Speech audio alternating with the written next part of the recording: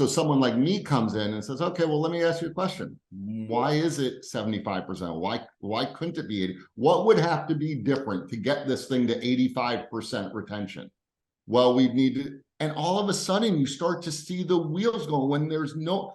So I think the outsider coming in and asking business questions to show, well, okay, so your salespeople, how many new business prospects do they meet with per week?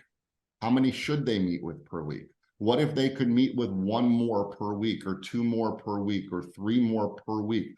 How much would that equal?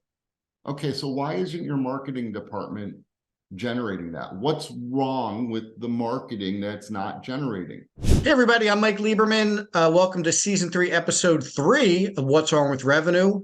Today, we're going to be talking about how to align marketing, sales, and customer service. And I am still with Matt Sunshine, CEO at the Center for Sales Strategy and Leads G2.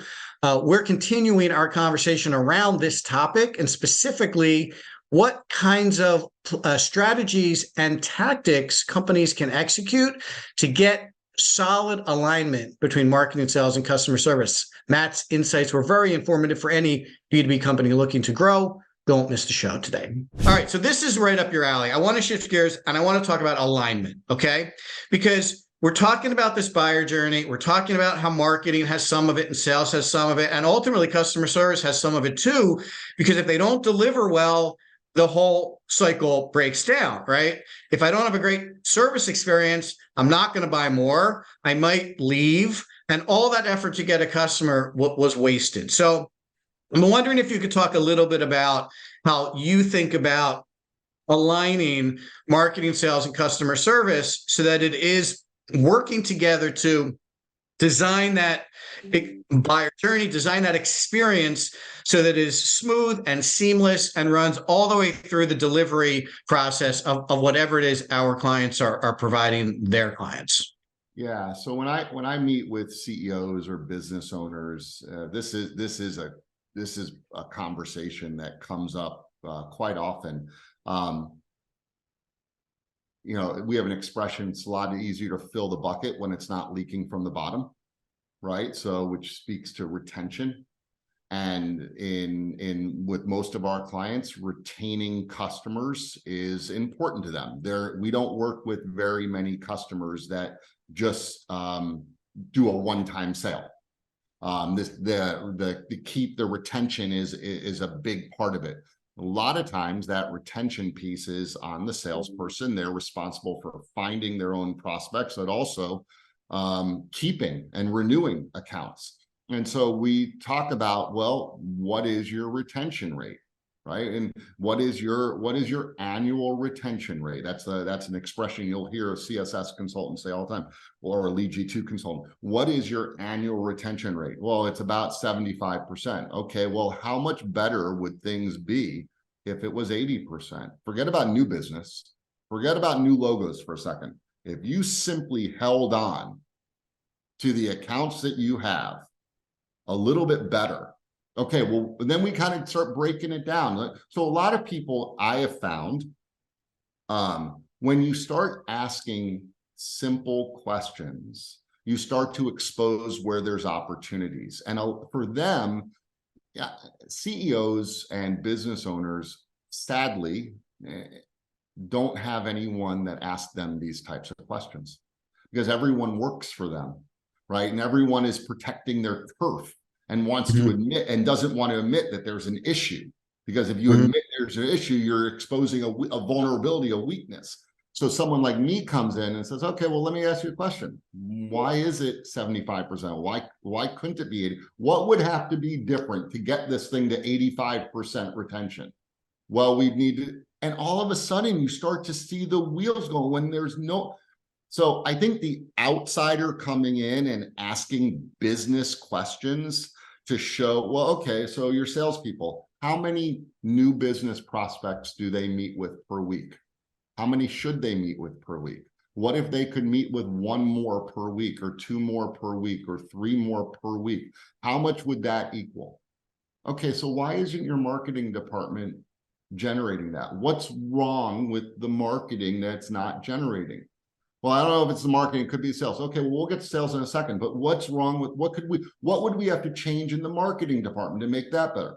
All right, salespeople. And then you just, why are, if only, why are they only, what percentage of proposals presented close within 30 days? Well, I don't really know. Well, Nobody knows. It's right. amazing how few people actually know Right. that. How do you not know this? It's right. How do you not know that number? Even if you have a bunch of spreadsheets as your CRM, that's a number you should know. That's a Right. number you should know. Like, of the proposals that we present, how many close in 30 days? How many close in 60 to 90 days? Things over 90 days never close. They need a new proposal, right? They might become a client, but they're not buying that proposal. Everyone wants to then go, oh yeah, Matt, there was this one time. I know, one time. So when you start asking these questions and then you expose where there is opportunity, and then simply asking, so what would have to happen? What would need to change? When I have that conversation with a CEO or a business leader, they love that. I mean, that's a big reason why people come to me, is they'll say, Matt, can you just come and ask us questions? Mm-hmm. Because I understand business, and these are things that they're thinking about, but they don't have anyone to talk to about it. Mm-hmm. They're talking to themselves about it. And when they can all of a sudden get with one other person or two other people that starts bouncing ideas, well, have you tried this? Or what about this? Or then someone like my firm can say, here's what other people are doing that seems to be really working when they have this situation. So Track it's that a little. really important. So that gets them thinking about alignment, right? That gets them thinking kind of across these three areas of their business, maybe a little differently, but going from the thinking to actually doing Yeah. and getting them aligned, to me, has always been like a major chasm between, like, yeah, we should do that. Yeah, that makes sense. Like, yes, that's so smart. Thank you for helping us think about that. But then getting it aligned properly always seems like a major initiative. So talk to us a little bit about how people might want to think differently about moving out of that, yeah, great idea stage into the, what do we need to do to get this aligned stage? Sure. So when a business gets punched in the face hard enough, they'll change things. But sadly, not enough businesses actually get punched in the face hard enough to have that dramatic change, to say, you know what, this is not working, or this is not as good as it could be. We are switching directions.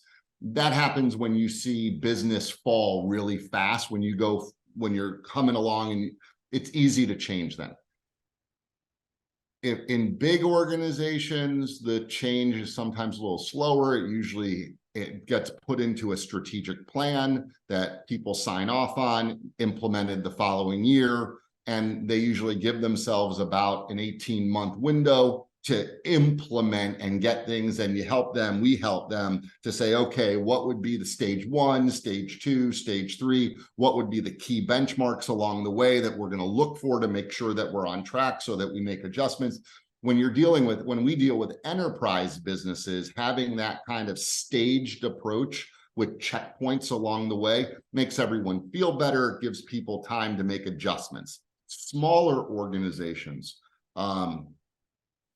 they can pivot faster, but in smaller organizations, you worry about people, and you should. People are the business, but you worry about people. Like, if we do this, is this going to upset Steve? Is this going to upset, Christy?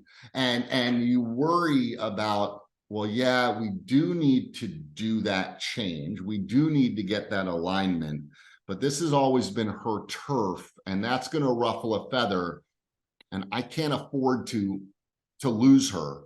So a lot of times what we end up doing is getting people to buy in. It just takes time, even though you know that this is, but now you got to bring people in. You got to have closed door meetings where we say, this is a safe spot. We're going to whiteboard out where the opportunities are. Everyone has to see. Nobody here is losing their job. All of us here are going to have to do things a little differently. These are the really, really important conversations. Also, with smaller companies, you're still going to take a staged approach. There's going to be, here's what we're going to get done. Here's what we're going to get done. but it could be, because it's a smaller organization, you have some latitude in doing that. But that's how we've done it and helped people do it. Mhm. Do you do that regularly with clients? Help them have those conversations to kind of take it from idea to and into implementation? Yeah. Yeah. Okay. Yeah. Good. That's a regular. That's the strategy in the Center for Sales Strategy. So we do that a lot.